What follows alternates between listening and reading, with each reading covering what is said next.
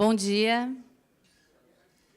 A Escola Judicial do TRT da 12ª Região finaliza hoje as atividades do primeiro módulo presencial de formação continuada, reconfiguração institucional nas relações de trabalho, desafios institucionais e pessoais ao juiz do trabalho. Não esqueçam de assinar a lista de frequência para o registro da presença nesta manhã. É de responsabilidade de cada participante a assinatura nas referidas listas. Solicito a gentileza de manterem seus aparelhos celulares desligados ou no modo silencioso. Desejamos a todos um ótimo aproveitamento da programação. Para compor a mesa e presidir a primeira atividade desta manhã, convido o excelentíssimo juiz coordenador pedagógico da Escola Judicial, Reinaldo Branco de Moraes.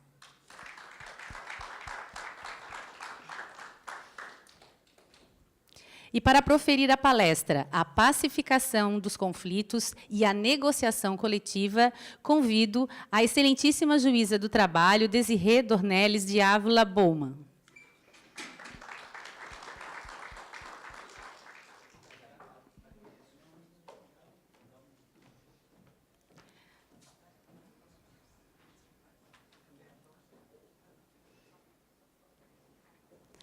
Com a palavra, o juiz Reinaldo Branco de Moraes.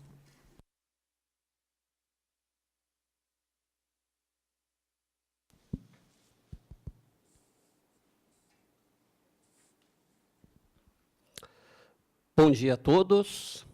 Para esse nosso último dia do primeiro módulo da Escola Judicial do TRT 12,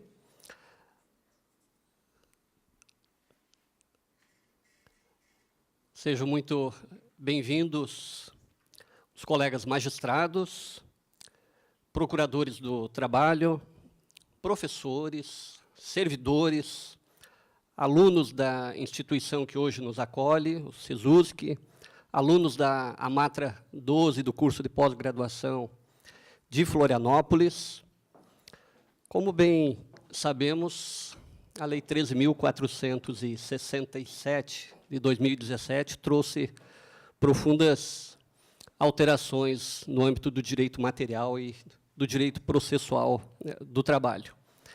E os estudos que começamos na Escola Judicial, ainda na época da pequena vacatio legis, de 4 meses, enquanto o Código de Processo Civil teve 1 ano, prosseguiram logo após o início da vigência, em 2017, final do ano. Durante o ano de 2018, priorizamos bastante o estudo em nossa escola das duas temáticas, direito material e processual do trabalho, e este ano, dentre outros temas, não há como deixar de dar continuidade também ao exame desses assuntos. A doutora Desirê Dornelles de Ávila Bowman, nossa palestrante de hoje de manhã, faço leitura breve do seu currículo. Nossa colega é juíza titular da primeira vara de Blumenau e diretora do Foro Trabalhista daquela cidade, mestre em Ciências Jurídicas pela Universidade do Vale do Itajaí, especialista em Relações Internacionais pela Unisul, professora do SESUSC, coordenadora e professora da pós-graduação em Direito do Trabalho e preparação em Magistratura do Trabalho, convênio AMATRA 12 e FURB, curso que a nossa colega, desde a implantação, é a coordenadora, e no qual eu auxilio com a disciplina de Direito Processual Civil, só a parte 1. Ela é coordenadora técnico-científica da Escola Judicial do TRT 12, autora de livros e de artigos, inclusive da nossa obra coletiva, que foi muito bem aceita pela comunidade jurídica nacional e, por que não, internacional, e que em breve estará com sua segunda edição, porque a primeira edição está esgotada. Informo que o andamento dos trabalhos será no seguinte formato: 40 minutos para a nossa palestrante, em seguida teremos um espaço para debates, a fim de que, às 10 horas, pontualmente, possamos passar ao último evento e a fala do nosso ministro Valmir. Eu passo a palavra à doutora Desirê. Bom dia a todos, nesse horário cedo de manhã. Agradeço as gentis palavras de nosso professor, colega, magistrado de escola, doutor Reinaldo Branco de Moraes, que sempre nos deixa mais felizes porque vem dele, né? E ele realmente é uma referência na magistratura, uma referência de atuação, uma referência na docência. Agradeço ao convite do desembargador Roberto Basilone Leite para falar neste evento, a minha amiga coordenadora técnico-científica, também é ilustre magistrada, doutrinadora, professora, a doutora Maria Beatriz Gubert, por esse honroso convite, porque é sempre um espaço, né, para a gente debater ideias novas, principalmente um espaço de reconhecimento de gênero, né, que é algo que é realmente muito importante, especialmente nos dias atuais. Um cumprimento, então, a todos os amigos aí presentes, dizendo que estou bem contente de estar aqui com vocês. Então, o tema que eu vou falar é sobre a pacificação dos conflitos, a prevalência do negociado sobre o legislado. Esse tema ele vem aparecendo desde a lei da reforma trabalhista, desde 2017, por conta da reconfiguração do relacionamento sindical, do relacionamento entre os sindicatos patronal e do empregado, do relacionamento entre os sindicatos e seus associados, filiados e membros da categoria, que foi trazida por essa lei. Essa lei trouxe muita dúvida, muita insegurança. E o que aconteceu? E quando essa lei foi promulgada, a primeira reação, né, que se teve a essa lei foi, evidentemente, né, de ódio, nojo e asco. Por quê? Porque a lei, que é a lei da reforma trabalhista, ela era uma lei que vinha, na maior parte dos seus artigos, como disse muito bem o Alessandro, manifestou uma vez um artigo a respeito do assunto, nos 100 e poucos dispositivos, mais de 70% eram desfavoráveis ao trabalhador, né? E isso causa imediatamente aquela reação de repulsa, né, à lei, não apenas porque estava penalizando o trabalhador, o que parecia uma coisa absolutamente incompreensível, porque penalizar justamente a força produtiva do país, né? E, inclusive, naquela ocasião, eu me recordo que havia uma frase que era do presidente Michel Temer, na qual ele dizia: não pense em crise, trabalhe, né? E eu me lembro que eu coloquei essa frase no quadro na pós-graduação e dei 10 dias para os pós-graduandos dizerem o que eles achavam à luz da categoria dos direitos, né, das categorias trabalhistas. O que queria dizer essa frase, né? Não pense em crise, mas trabalhe, assim, porque o que o trabalhador estava fazendo antes da reforma? Dormindo, brincando, não sei, não entendo, né? E o que o empregado faz dentro da relação de trabalho? Enfim, podia até ter um viés ideológico, né, que concordasse com a frase, mas o importante era saber qual o uso das categorias, né, como usar as categorias, e, principalmente, se haveria alguma credibilidade nesse tipo de frase, né? Então, ficava aquela perplexidade. Gente, mas o que o trabalhador fez ou deixou de fazer, né, para, de repente, ser penalizado com uma retirada tão assim, expressiva de direitos? Porém, passado alguns meses, né, e uma outra coisa que também me chamou a atenção sobre essa reforma trabalhista é que ela tu tem um pouco de reação contra ela, é o fato dela vir embrulhada num fake news, né? Então era um problema sério, vários fake news vinham junto com essa reforma trabalhista, sempre penalizando o trabalhador, né? Fake news como a legislação trabalhista é desatualizada, a legislação trabalhista é antiga, a legislação trabalhista não está adaptada, tudo isso era um fake news, né? Eu sempre achei a legislação do trabalho muito pouco civilizada no Brasil, né? Sempre achei que ela não era grande coisa, né? Principalmente no que se refere ao aspecto da dispensa. Eu sempre achei essa dispensa que é feita no Brasil muito pouco civilizada, se comparada, por exemplo, com países na Europa, né, onde o patrão precisa dar um motivo para dispensar o empregado, nem que o motivo seja: estou passando dificuldade financeira, vou precisar reduzir o setor, etc. Aqui no Brasil é engraçado, porque a dispensa é sem justa causa, sem motivo mesmo, basta pagar a multa de 40% só do FGTS. E eu me lembro que, na ocasião, tinha na Atlântida o doutor Pimpolho, não sei se vocês lembram, era uma piada. O Dr. Pimpolho era um executivo, né, de São Paulo, né, e que era um executivo de perfil, um proprietário de empresa de um perfil bem autoritário, né. E aí tinha uma piada que era o Dr. Pimpolho sempre despedia a primeira pessoa que ele via no primeiro dia de trabalho do ano. Aí o senhor Pimpolho, o Dr. Pimpolho estava andando, porque ele era o dono da empresa, faz o que quer, pode despedir quando ele quer. Aí encontrou o seu João, funcionário antigo da empresa. Aí, tá aí, João, foi o primeiro que eu encontrei. Tá no olho da rua. Aí o João assim, mas doutor Pimpolho, eu trabalho na empresa há 10 anos. Né? A minha vida, faço hora extra todo dia, a minha vida é a vida da empresa. Trabalho tantos anos na empresa. Aí o doutor Pimpolho, tá bom, então tá recontatado. Aí o João assim, ai, obrigado, doutor Pimpolho, pelo reconhecimento. Reconhecimento que nada, cara. Tu tem 10 anos de casa? Tá louco? Vou ter que te pagar 40% da FGTS sobre 10 anos? Vai se catar! Eu não quero, não vou pagar os 40% de multa. Ah, se catar. Como é que eu deixei chegar uma pessoa há 10 anos dentro da minha empresa? Né? Então, para vocês verem como, na verdade, meio assim, o paradoxo da legislação trabalhista, que essa é a legislação trabalhista protetiva. Essa é a legislação trabalhista protetiva. Né? É a legislação trabalhista que faculta o patrão chegar e dizer, não gosto mais da tua cara, tchau. Eu sempre digo lá na sala de audiência, não gostou mais da cara do funcionário, sabe que sempre pode botar ele no olho da rua, né? Desde que pague a multa. É cruelíssimo isso, né? Coisa cruel de dizer, desde que pague a multa, só que aí você também quer despedir, não quer pagar nada, fica complicado. E o trabalhador ele vai para onde? Para a Seguridade Social, não pela Seguridade Social, mas para os amparos sociais, né?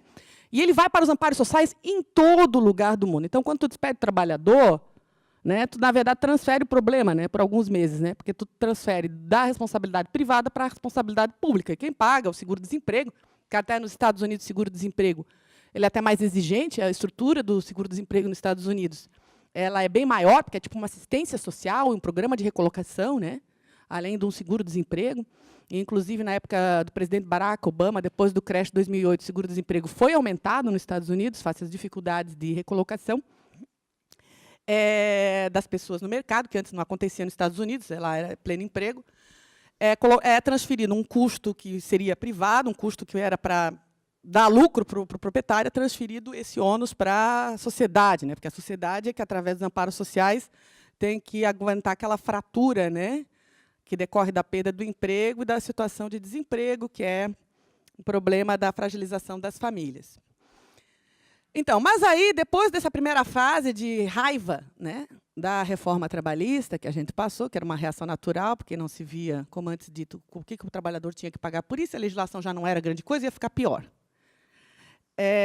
Passou-se a pensar quais as razões, quais os motivos, né, quais os motivos desta... Né? E, na verdade...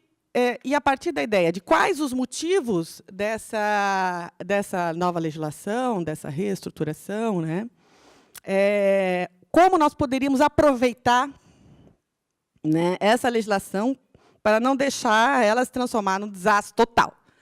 Né? Eu sei que essa minha posição é extremamente criticável, né?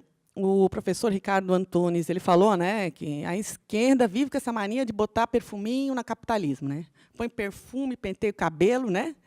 Quando é que a esquerda no país vai fazer uma revolução, explodir tudo? Mas, enfim, em vez de pensar, e vamos aproveitar a legislação para ver como é que nós podemos garantir os direitos das pessoas, que é a minha posição, que ela pode ser uma posição criticada por muitos, né? Porque há quem acha que tem que realmente ter uma atitude mais radical, né, com relação ao capitalismo. Enfim, que realmente há uma preocupação grande com as pessoas menos favorecidas dentro da sociedade, que são a maioria do nosso país. Então, acho que nós não podemos excluir nenhuma possibilidade de uma saída. Né? Então, o que aconteceu? Na verdade, esses problemas todos são naturais do capitalismo. Né? Então, nós todos sabemos que o capitalismo ele é extremamente revolucionário. O capitalismo que nós temos hoje não é o mesmo de 300 anos atrás, ele vai mudando. Ele vai se adaptando, ele vai revolucionando, etc. Então, como já disse o professor Ricardo Antunes, nós estamos no capitalismo 4.0, né, que começou com um choque de petróleo no final da década de 90. Até vou passar. Né? que é, olha só, é um homem apertando ali o S no botão digital, né? Nós estamos no capitalismo que eles chamam de capitalismo informacional, né? Que é o da sociedade em rede, já foi tratado pela primeira vez pelo Manuel Castells, né, no livro Sociedade em Rede, né, em que a riqueza, a produtividade, sai do capitalismo industrial, sai do capitalismo financeiro, que era o capitalismo dos financiamentos de banco, e passa para esse capitalismo novo, que é o capitalismo que se baseia na informação, no conhecimento, nas tecnologias, na tecnologia de rede, que é flexível, que as pessoas não têm um posto de trabalho identificado, as pessoas às vezes não têm uma tarefa identificada, as pessoas não têm, é um tipo de capitalismo líquido. Elas não têm nada assim de sólido como antes. Nós temos uma grande parcela da nossa população mundial que está entrando nesse capitalismo informacional, que é um capitalismo líquido, né? E é um capitalismo dessas empresas, de operações que não necessariamente têm um valor econômico verificável, como, por exemplo, produzir latas de leite, né? Às vezes são ideias, pôr pessoas em contato, como, por exemplo, a questão do Uber. Então, enfim, é um outro tipo de capitalismo, que não precisa nem ser realizado no próprio país, né? Ele pode ser realizado em diversos países diferentes. E é uma reestruturação da produção, né? E a ideia é retirar cada vez mais as pessoas do modelo antigo, substituir as pessoas por robôs na linha de produção industrial e levar elas para a área de serviço e para essa área informacional, né? Sendo que o capitalismo informacional ele é dinâmico, inclui o que ele acha que vale e exclui o que ele acha que não vale, né? O que é uma coisa muito subjetiva, né? Por exemplo, essas empresas tipo Google, nós não sabemos exatamente o que vale, o que elas produzem, né? Que o Ricardo Antunes falou muito bem, que seria o que eles chamam de capitalismo imaterial, embora ele não ache que seja tão imaterial assim, porque se vira dinheiro não é tão imaterial, enfim. Muito bem. E esse capitalismo sofreu a primeira crise dele grande em 2008, né? Que foi o segundo grave crash, né? Que o primeiro crash foi o maior, mais grave, teve vários depois disso, mas o mais grave foi em 1929, e o do capitalismo informacional, se achou que esse capitalismo ia fugir da regra, né? Do crash, porque ele é muito, muito incontrolável, né? A internet ela atinge vários lugares do mundo, a prestação pode se dar em vários lugares do mundo, né? Controles tecnológicos, né? Então, se imaginou que isso não estaria sujeito a um crash, como aconteceu em 1929, e em 2008 teve o crash, que era o crash do subprime, que foi derrubando em cascata, porque como tudo é interligado, vai derrubando em cascata, né? Derrubou em 2010, em 2008, Estados Unidos, derrubou em 2010 a Europa, e chegou no Brasil em 2012, 2013, logo em seguida nós tivemos, né, aliado à questão da corrupção, os impeachments e a vinda de uma legislação trabalhista, então, mais severa, né? Esse crash saiu caríssimo, né? Esse crise do capitalismo custou 55 trilhões de dólares para economias ricas, né? Estados Unidos botou 700 bilhões de dólares para tirar os Estados Unidos da crise, os bancos da crise. E eu explico para vocês, né? Porque desde 1929 o governo já sabe que tem que regulamentar ou ingressar com dinheiro para salvar as crises do capitalismo, né? Então, porque se ele não entrar com dinheiro, se não fizer nenhuma política de intervenção monetária, quebra mesmo e a coisa pode ser totalmente desastrosa, né? Quando chegou em 2010 na Europa, o governo inglês usou 636 bilhões de dólares para recuperar a economia, de dinheiro público. Então, a porcaria foi feita pelo capitalismo privado e quem entra para pagar é o dinheiro público, né? Na Alemanha foi utilizado 480 bilhões de dólares, 360 bilhões pelos franceses. Contabilizando os planos de recuperação econômica somente dos 4 países desenvolvidos, a crise de 2008 custou 2,176 trilhões de dólares. Além disso, pois não? Assim que é. 4 milhões e meio de empregos na área industrial foram perdidos nos Estados Unidos. E uma geração inteira de recém-graduados vai encarar agora a mais alta mobilidade descendente da história do país. Então, quando aconteceu o crash do capitalismo informacional, né, vai precisar o Estado fazer um aporte grande de bilhões de dólares, né, E, ao mesmo tempo, o que acontece? Há o desemprego, né? E esse desemprego já vem da reestruturação do tipo de capitalismo. Ele é porque o capitalismo informacional é um capitalismo que exige pessoas cada vez mais graduadas e cada vez menos pessoas para fazer as atividades, né? E essas pessoas agora, então, ainda encaram uma crise que é o viés descendente. E aí o que acontece na sequência? Atualmente, boa parte dos norte-americanos, esse pessoal que a gente glorifica, né, não tem condições de uma aposentadoria digna, enquanto as empresas de Wall Street operam com outra lógica, porque foram salvas, né, continuam produzindo os lucros e prejuízos estratosféricos que são cobertos pelo governo federal ou pelo Banco Central. Então, numa crise dessa, vamos mudar tudo, né? Vamos mudar tudo, vamos regulamentar tudo, vamos fazer um novo modelo econômico, vamos mudar tudo.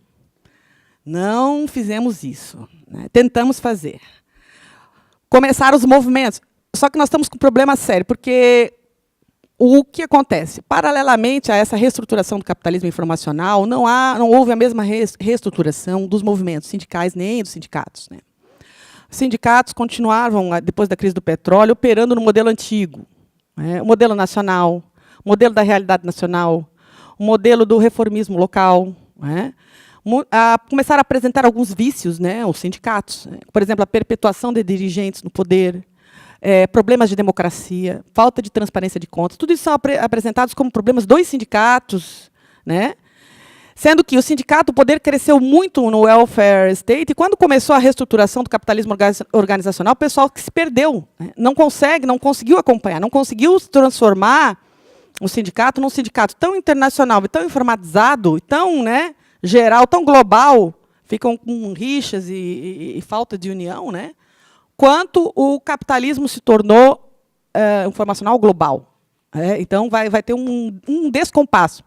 E todos esses problemas, tanto os problemas internos do sindicato, como falta de estruturação do sindicato, com um projeto político, como falta de ter o sindicato também uma atuação global, né, tudo isso leva a um desencanto das pessoas, né, com o sindicato, né? E o fato de também as pessoas verem mais uma crise do capitalismo se aproximando leva a um desencanto também delas com a política. Então, está tão desencantado com todo mundo, tanto com a política atual, quanto com a política sindical.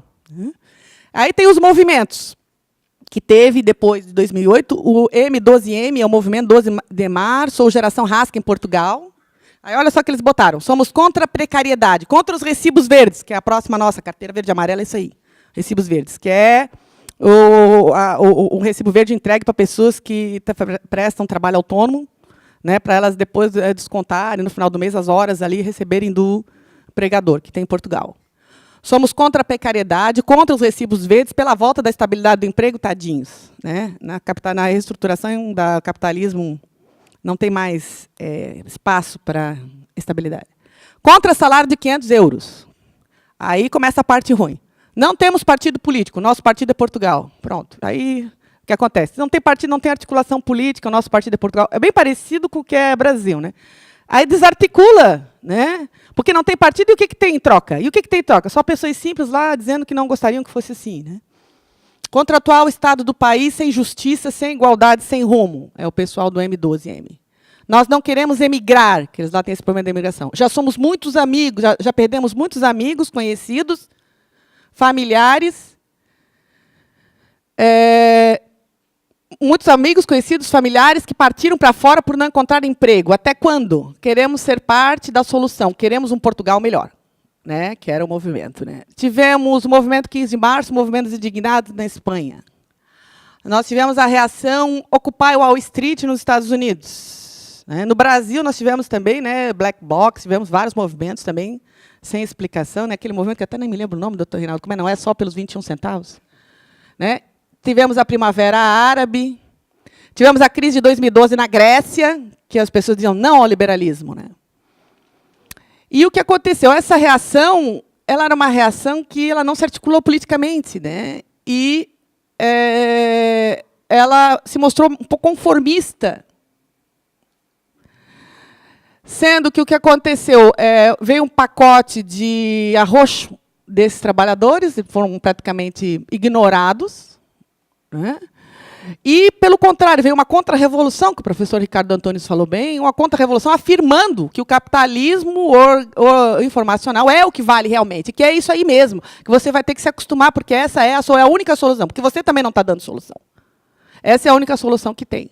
Né? E aí para evitar que esses movimentos sociais que tinham na época, Occupy Wall Street e tal, se agravasse, vem uma né, uma reação, uma contra-reforma, dizendo, vamos reafirmar o princípio do capitalismo organizacional e vamos, então, eleger governos de direita ao longo do mundo para nós conseguirmos, então, pela repressão ou para a instituição de uma política diversionista, uma política mais dura, conseguirmos reprimir, porque eles não têm uma articulação política e nós não queremos mudar o sistema capitalista do jeito que ele é. Esse Kalilás, fundador do movimento Occupy Wall Street, explicou por que o movimento sumiu. Né? A magia acabou, referindo-se à desarticulação momentânea do movimento. Né? Sendo que eles acham que isso foi só um primeiro começo do movimento, né? Que se a coisa piorar, vier uma outra crise, talvez, né, a gente parta para um outro sistema, uma reação mais violenta a esse neoliberalismo, a esse capitalismo informacional.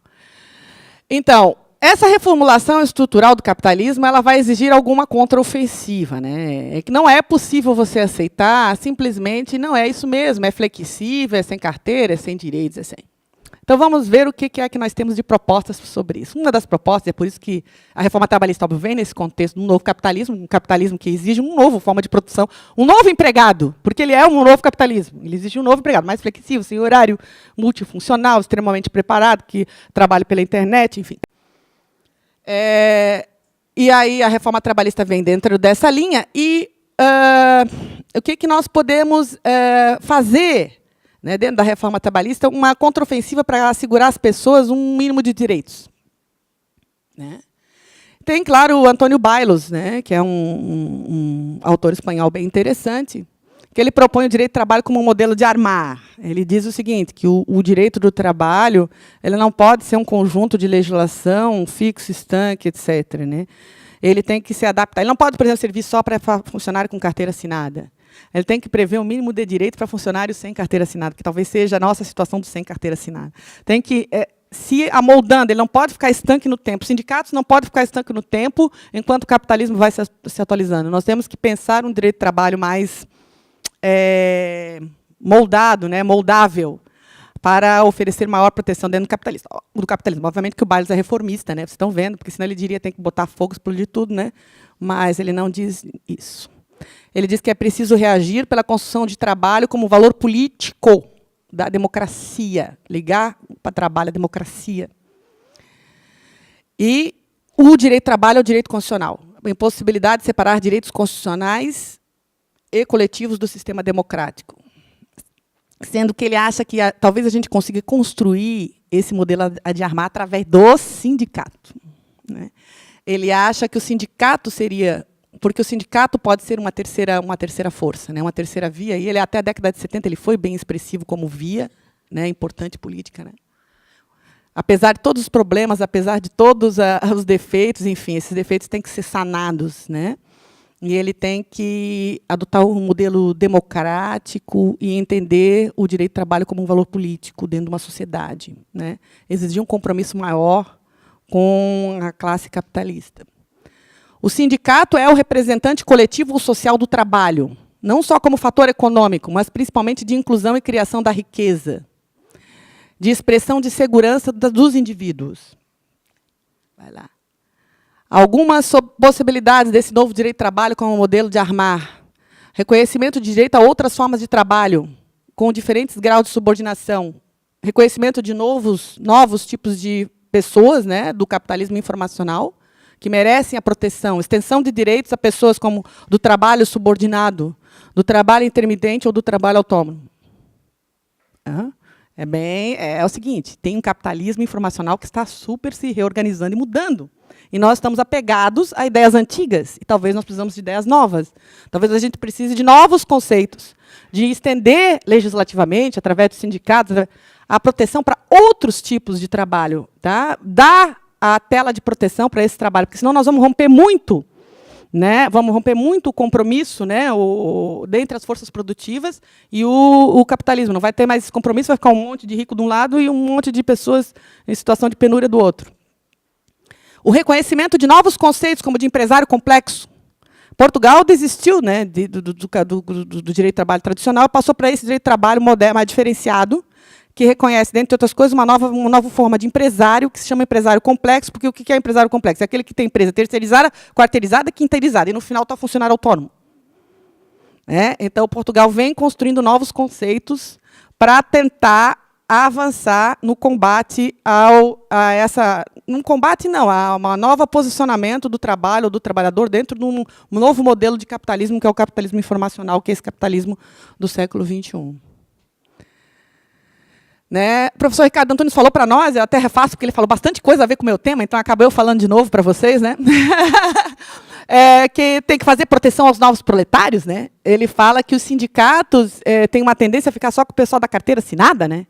E os jovens, né? Que chega aos jovens a formar novos entes sindicais, somos os sindicatos dos precarizados, né? Enquanto que o sindicato, na verdade, deveria trazer, né, a discussão do jovem, a discussão do gênero, sem ter preconceito, porque tem carteira assinada ou não tem carteira assinada, enfim, talvez devesse trazer essa realidade para a realidade dos sindicatos. Porque eles são novos proletários, eu até comentei, né, que eles são pessoas, esse novo proletariado são pessoas altamente intelectualizadas, tipo profissionais de informática. Aliás, quase tudo hoje em dia está exigindo informática, até para ser vigilante, né, precisa coordenar câmeras de informática.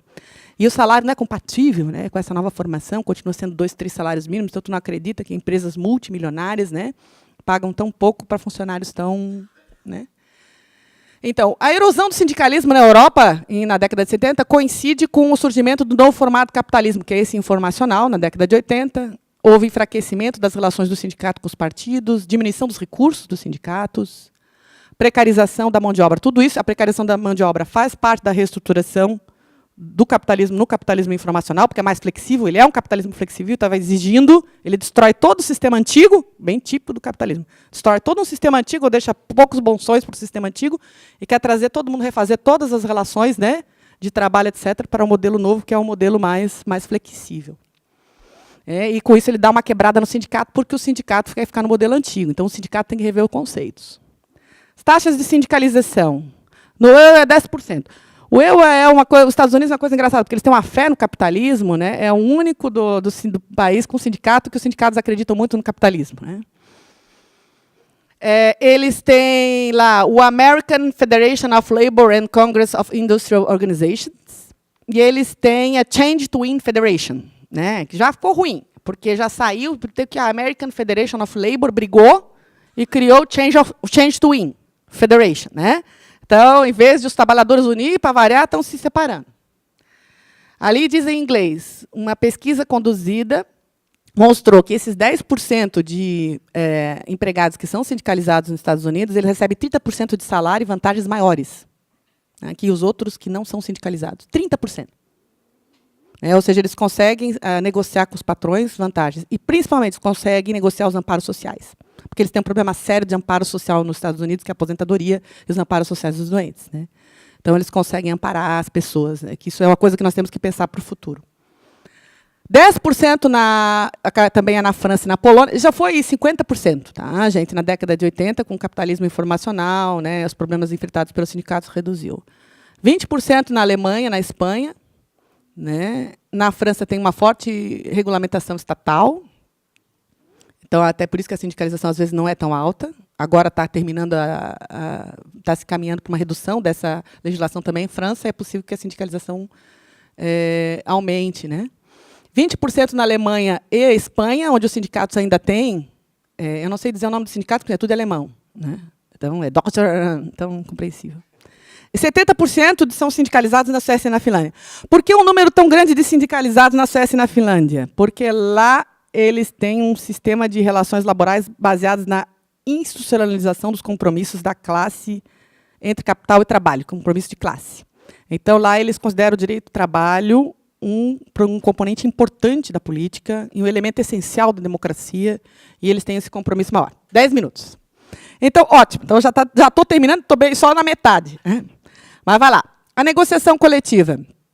O que é? Então, e aí o que vem? E aí vem a reforma trabalhista e diz no Brasil, é o negociado sobre o legislado. Né? Ah, isso é ruim, porque teria que ser tudo garantido pelas leis. Né? A ideia de que talvez tudo devesse ser garantido pelas leis, talvez não seja mais compatível com esse modelo organizacional que nós estamos vivendo de capitalismo. Nós teríamos que mudar esse modelo de capitalismo, porque ele está exigindo uma outra situação, uma flexibilização, etc., que não é compatível com o ritmo do amparo das leis. O Bailo sugere que passe, então, pela organização sindical. Ou seja, que a organização sindical faça a adequação setorial negociada. Né?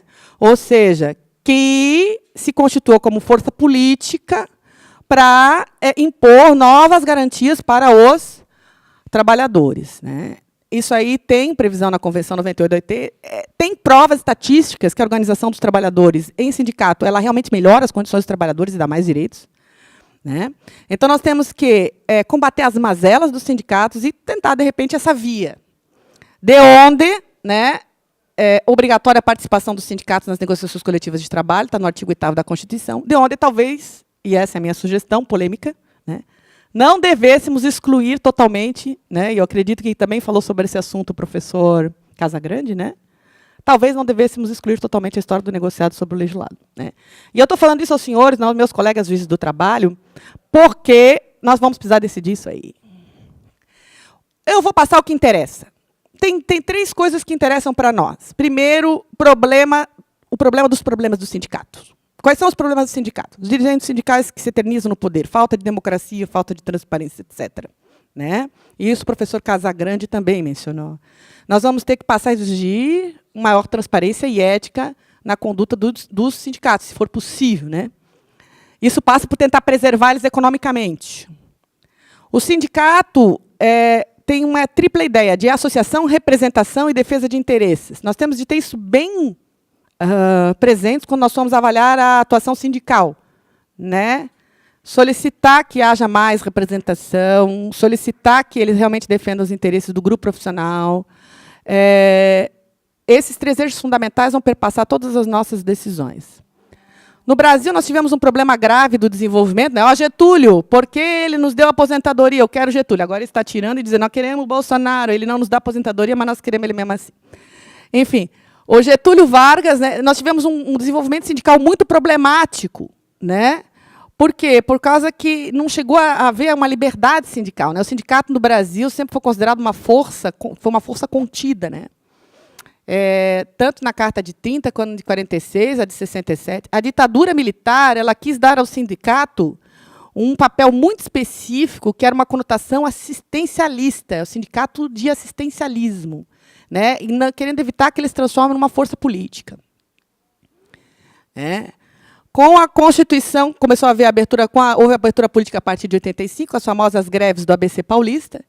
E, no Brasil, hoje, nós podemos identificar 2 tipos de sindicalismo, que está crescendo, que é o reformista de resultados, né, voltados para a melhoria das condições materiais dos trabalhadores, e o sindicalismo o revolucionário, que, então, tem essa questão de também ter, além do voltado para a melhoria das condições materiais dos trabalhadores, o lado da articulação política. Né?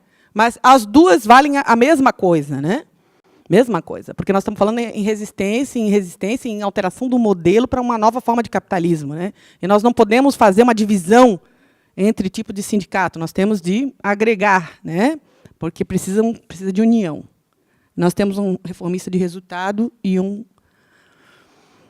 A Constituição de 88 traz uma meia liberação do sindicato, né? Porque continua mantendo a unidade sindical, continua mantendo o imposto sindical, acaba deixando, na verdade, os sindicatos numa posição acomodada. E não faz uma reforma do sistema sindical, porque também não há, assim, há muita cautela na liberação do sindicato e na sua transformação numa via de poder político.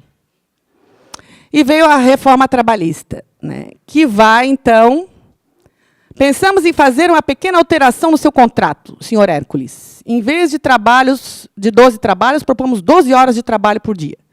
Então, vai ter uma alteração com a reforma trabalhista, e ela vai tentar dar uma enfraquecida no sindicato, né? Com o fim do imposto sindical, a criação de comissão de empregados dentro da empresa, Né? Aí, agora, recentemente, foi atacado o custeio sindical. Nós precisamos do custeio sindical se nós queremos que o sindicato ele realmente seja o anteparo, o modelo de amparo para um novo direito de trabalho, que seja um direito de trabalho como modelo de armar, que possa alcançar essas pessoas mais desamparadas, porque nós estamos nos afastando do Estado, esse capitalismo informacional, que até é transnacional, né? Ele se afasta de modelos estatais.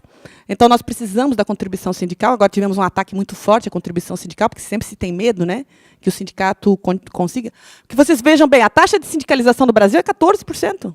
É maior do que nos Estados Unidos, não é assim tão, né, baixa, sabe? Para comprar uma realidade de imposto sindical, e pode ser que ela cresça. Né? E há o problema da contribuição sindical autorizada por Assembleia, que na jurisprudência já estava se inclinando nesse sentido, né, de que seria autorizado o desconto em folha mediante aprovação da Assembleia. Isso aí foi cassado recentemente pela medida provisória, que se espera seja cassada para não enfraquecer demais o sindicato. Né? Quando, então, chegamos na prevalência do negociado sobre o legislado, as jurisprudências mais interessantes a respeito desse assunto, para encerrar, né? Vamos lá. Né? Casos práticos. Alguns já foram falados. O caso do BESC. O que se tem aceitado? A jurisprudência já vem assinalando de aceite quanto ao negociado sobre o legislado. De uma forma geral, como já disse o professor Casagrande, tem aceito o negociado sobre o legislado no modelo de contrapartidas. No modelo em que o negociado, ainda que importe na derrogação de uma ou de outra norma específica, então nós estamos falando de outro modelo de direito. Eu falei bastante sobre esse assunto, para vocês entenderem que nós vamos ter que, talvez, é uma hipótese, não gostaria de fechar, precisássemos pensar um novo modelo de direito para um novo tipo de capitalismo. Né? Um capitalismo flexível, talvez um novo modelo de direito. Né? Um pouco longe da regulamentação estatal, que até pode ser insuficiente. O STF, no caso do BESC, né, que foi de conhecimento de todos, exigiu a questão da contrapartida. Né? Tivemos também o recurso extraordinário 895.759, com do ministro Teori, que era a usina central do Olho d'Água contra os sindicatos de trabalhadores rurais, em que as trocas de horas extras, foi trocadas as horas extras in itinere pelas seguintes vantagens, que ele também colocou lá. Cesta básica durante entre safra, seguro de vida e acidentes sem custo para os empregados, pagamento de abono anual aos trabalhadores, pagamento de salário de família maior, fornecimento de repositor energético. O TST, no caso 205.900, da usina de açúcar Santa Terezinha, contra o Sindicato dos Trabalhadores de Mar e Luz, entendeu justamente o contrário do que antes tinha entendido. Por quê? Porque é extremamente importante a questão das contrapartidas. Né? Porque nós temos que fazer o sindicato evoluir no sentido do compromisso. Né?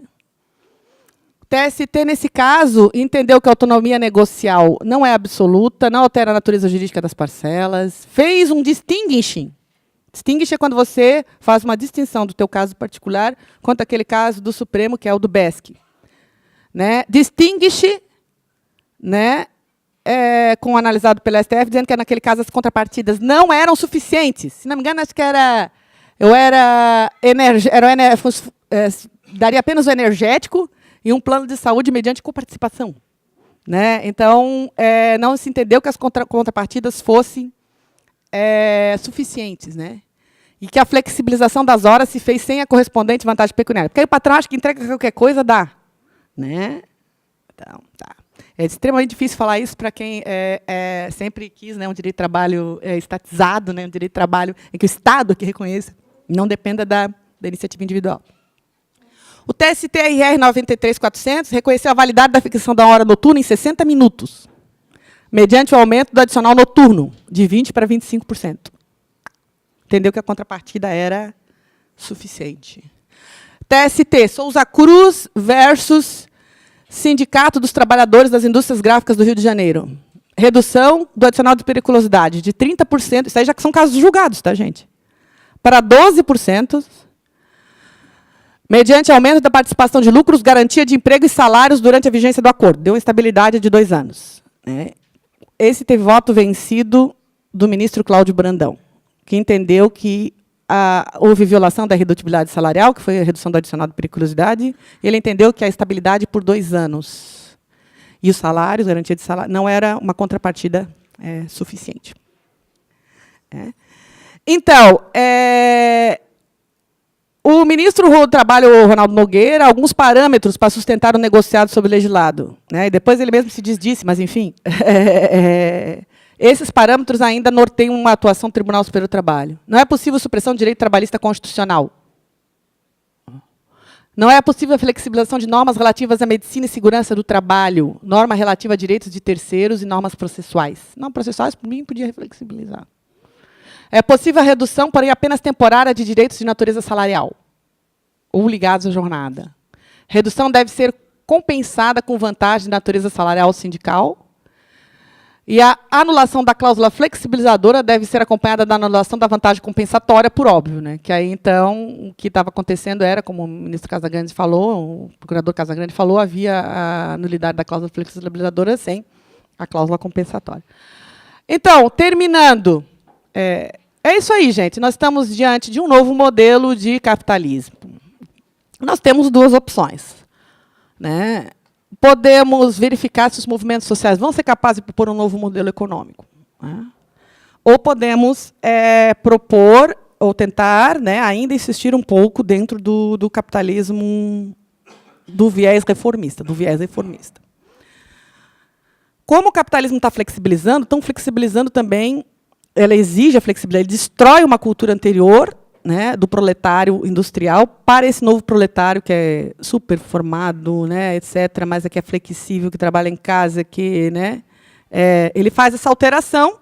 E talvez a gente precise pensar num modelo de direito na linha de Bailos, que se adapte melhor, que ele possa se adaptar para dar proteção ao trabalhador, para não deixar o grau de exploração ser muito alto. E o Bailos propõe que se faça isso pelo fortalecimento dos sindicatos. Fortalecimento dos sindicatos passa por a gente deixar o sindicato ser financiado pelo trabalhador, deixar as contribuições serem cobradas, exigir que o funcionário vá lá se opor se ele não quiser, deixar que seja cobrada a contribuição sindical, exigir transparência, representatividade, maior compromisso, porque o sindicato está com um novo papel social, e estudar em que medida nós poderemos aceitar o negociado sobre o legislado. Ante a realidade do que já vem sendo até a jurisprudência do nosso Tribunal Superior do Trabalho do Supremo. Então, para concluir, a minha frase de encerramento é do livro Primo Levi, É Isto um Homem?, que diz que considera-se tanto mais civilizado um país, quanto mais sábias e eficientes são suas leis, que impedem ao miserável, no caso, as suas leis, negociações, que vão impedir ao miserável de ser miserável demais, e ao poderoso de ser poderoso demais. Penso que essa tem que ser realmente a nossa preocupação. Muito obrigada a todos.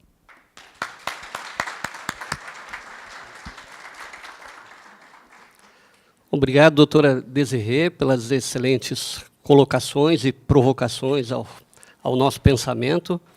A temática pacificação dos conflitos e a negociação coletiva é tema muito atual e continuará por muito tempo, até porque essa temática do negociado versus legislado, até onde que isso pode chegar, e até em razão do já fechamento de alguns sindicatos, como há cerca de 2 semanas, o Sindicato dos Trabalhadores no Comércio de Porto Alegre emitiu nota no sentido que estava literalmente fechando as portas, porque em razão da MP 873/2019 seria impossível financeiramente manter as atividades do sindicato. E a doutora Desirê, dentre várias provocações, colocou também a possibilidade da agregação dos sindicatos, a união, a fusão de sindicatos, até porque nós temos também a discussão de qual é a nova definição de categoria.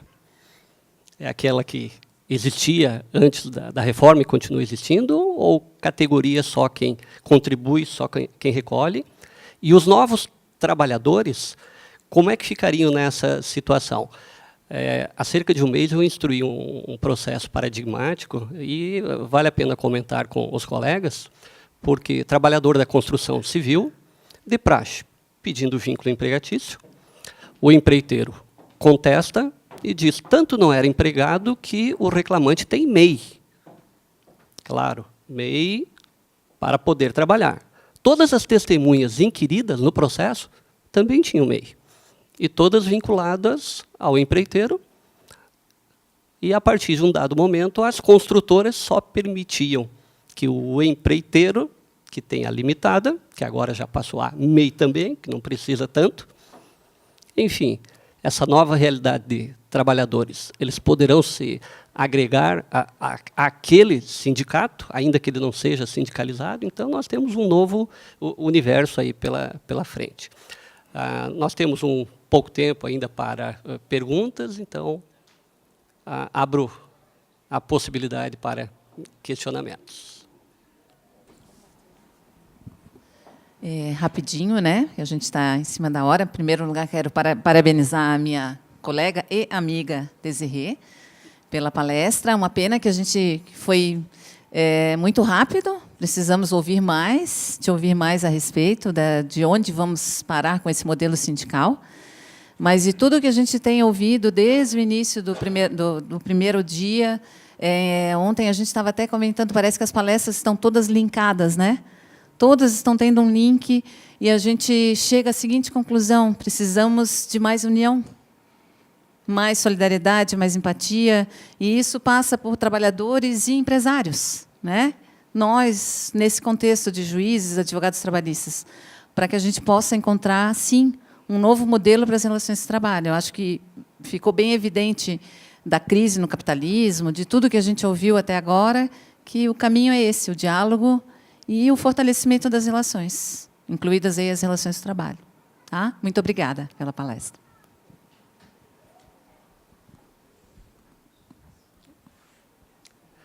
Eu agradeço novamente a professora, doutora e colega juíza do trabalho Desirê, e faço a entrega a ela do certificado e devolvo a palavra ao cerimonial.